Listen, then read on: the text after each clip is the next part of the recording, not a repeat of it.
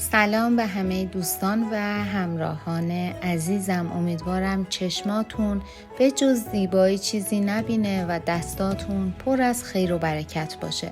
با هم آماده میشیم برای گرفتن فال امروز. هر نیتی که در ذهنتون دارید، نیت کاری، تحصیلی، فرزند، هر نیتی که دارید انجام بدید. تا چند ثانیه دیگه میریم سراغ دیوان و من غزل و تفسیرش رو براتون میخونم.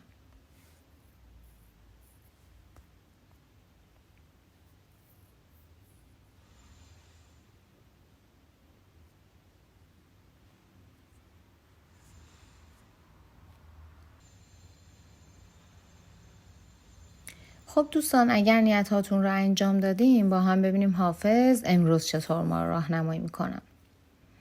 به کوی میکده هر سالکی که ره دانست، دری دگر زدن اندیشه تبه دانست. زمانه افسر رندی نداد جز به کسی، که سرفرازی عالم در این کله دانست. بر آستانه میخانه هر که یافت رهی، ز فیض جام می اسرار خانقه دانست. هر آن که راز دو عالم ز خط ساغر خواند، رموز جام جم از نقش خاک ره دانست.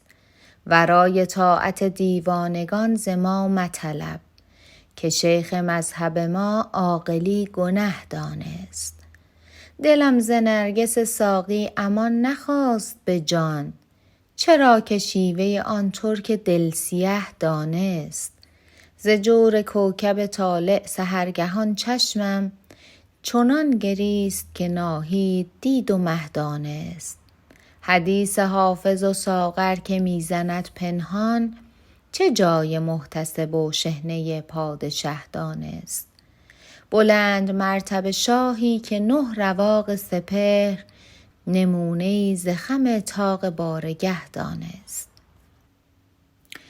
خب دوستان، در این غزل حافظ با به کار گرفتن یه سری اصطلاحات عارفانه خواننده رو به یک سری رموز عرفانی دعوت میکنه و با همه این الفاظ عارفانه، اما در بیت آخر بنا به مصلحتی از پادشاه زمان خودش یاد میکنه.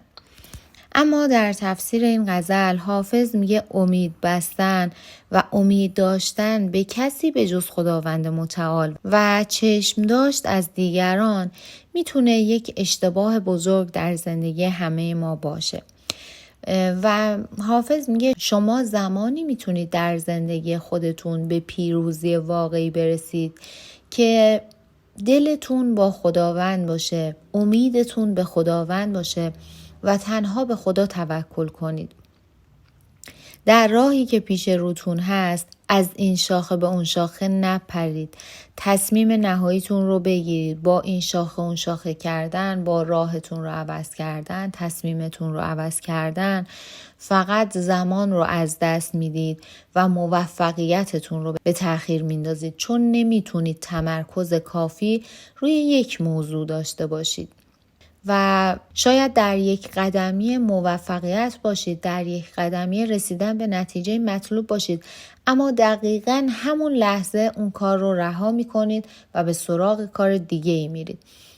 پس تصمیم جدی و نهاییتون رو بگیرید و در یک کار ثابت قدم بمونید.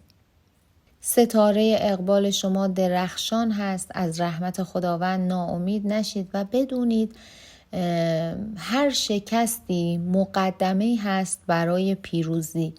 مطمئن باشید همه افراد موفق در پس موفقیت هاشون قبل از هر چیزی شکست های زیادی رو متحمل شدن و پذیرفتن.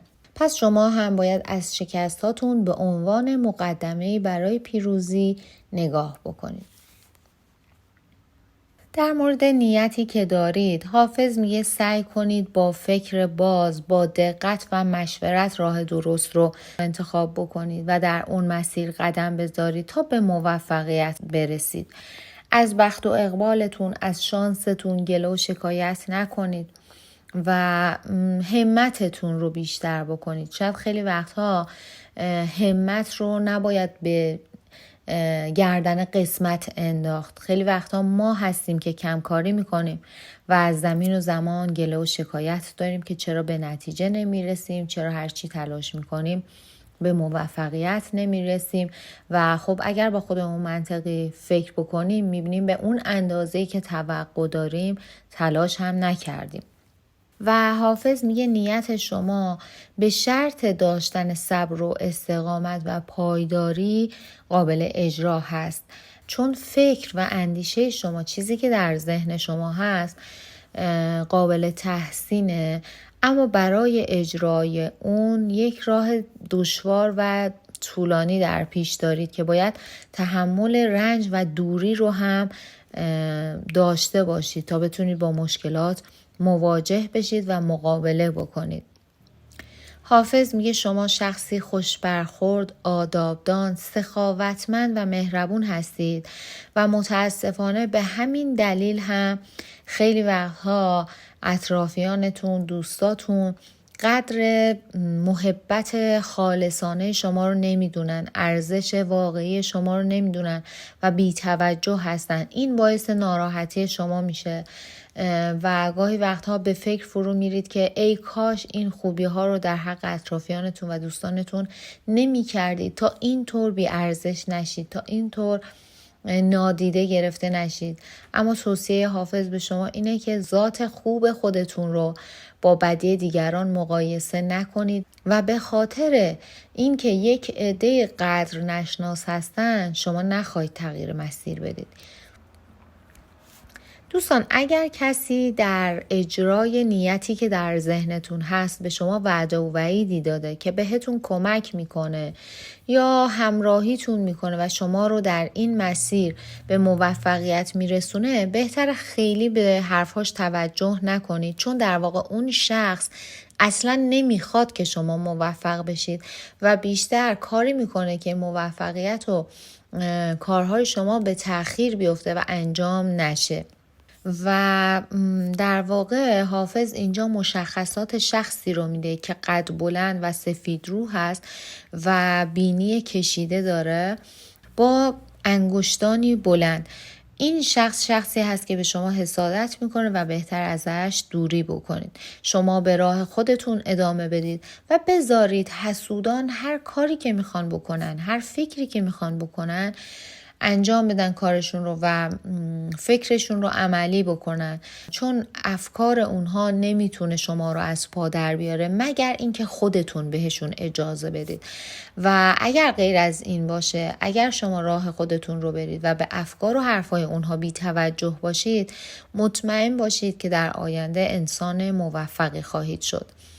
در این راه راز دلتون رو با کسی در میون نذارید، با کسی همدردی نکنید، با کسی درد و دل نکنید و بدونید که افراد موفق همیشه کارهای زیادی رو انجام میدن برای موفق شدنشون و باز هم امید دارن به برنده شدن. اما افراد ضعیف انقدر خودشون رو گرفتار کارهای بیهوده میکنن که وقتی برای انجام کارهای ضروری ندارن. پس سعی بکنید همیشه برای خودتون کارهاتون رو اولویت بندی بکنید و کارهای ضروری و مهم رو زودتر از همه انجام بدید. دوستان، حافظ میگه شخصیت و فطرت هر کسی از اعمال و رفتارش مشخص میشه و به قول معروف قدر زر رو زرگر میدونه. هر چیزی در این جهان فانی و گذرا هست به جز خوبی، عشق، کار نیک و نام نیک. اگر در حال حاضر گشایشی در کارتون نمیبینید و فکر میکنید توی یک مرحله استوب خوردید، پیش نمیرید، بدونید که مصلحت شما در این نبوده. شاید باید الان توی این موقعیت قرار میگرفتید، شاید باید الان توی این شرایط بودید که کارتون پیش نره و اگر کارتون پیش میرفت خب شاید اتفاقات خوبی هم برای شما در پی نداشت، وگرنه خداوند از حال همه ما مطلع هست و همیشه در کنار ما هست و همیشه به ما کمک میکنه. در مورد کاری که قرار هست انجام بدید، در مورد هدفتون، حافظ میگه همه چیز در اختیار شما قرار میگیره. هیچ ترس و واهمه‌ای به خودتون و به دلتون راه ندید. به جای اون با یک اراده قوی و محکم عزمتون رو جزم بکنید و همونطور که گفته شد تصمیم نهایی بگیرید. از این شاخه به اون شاخه نپرید. تردیدها مثل رشته هایی هستن که دور ذهن شما رو احاطه میکنن و جلوی فعالیت خوب شما رو میگیرن، جلوی موفقیت شما رو میگیرن و نمیذارن شما حرکت رو به جلو داشته باشید. همین الان تصمیم بگیرید که این افکار پوچ و بیهوده، این ترس، این شک، این دودلی ها رو از ذهنتون بیرون بکنید و تصمیم نهاییتون رو بگیرید. سعی کنید قدر زندگی رو بدونید، قدر لحظاتتون رو بدونید و از اون نهایت استفاده رو بکنید. و شاید بد نباشه که خیلی وقتها ما از اون قدرت طلبی و زیاده خواهیمون دست برداریم. زمانی که از اون زیاده خواهیمون دست برداریم به همون چیزهایی که داریم قانع باشیم و لذت ببریم، آرامش بیشتری در زندگیمون تجربه خواهیم کرد. و در آخر هم دوستان، اگر نیت مسافرت داشتید، باید بگم در حال حاضر سفر به صلاحتون نیست. در مورد خرید و فروش هم باید بگم هم خرید هم فروش هر دو براتون سودآوره. و در مورد ازدواج و طلاق هم باید بگم طلاق در حال حاضر مقدماتش در حال فراهم شدن هست و کمی زمان میبره و ازدواج هم براتون اتفاق خواهد افتاد. باید کمی صبوری بکنید اما هر دو براتون اتفاق خواهد افتاد. دوستان عزیزم، ازتون ممنونم که امروز هم وقتتون رو در اختیار من گذاشتید و با من همراه بودید.